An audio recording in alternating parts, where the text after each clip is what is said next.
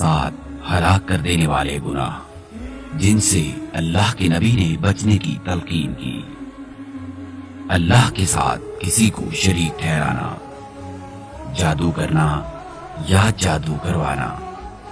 کسی کا ناحق قتل کرنا، یتیم کا مال کھانا، سود کھانا، سودی لین دین جو کہ اللہ سے جنگ کرنے کے مترادف ہے، دوران جنگ میدان سے فرار ہونا، نیک سیرت اور بھولی بھالی خواتین پر جھوٹی تہمت لگانا،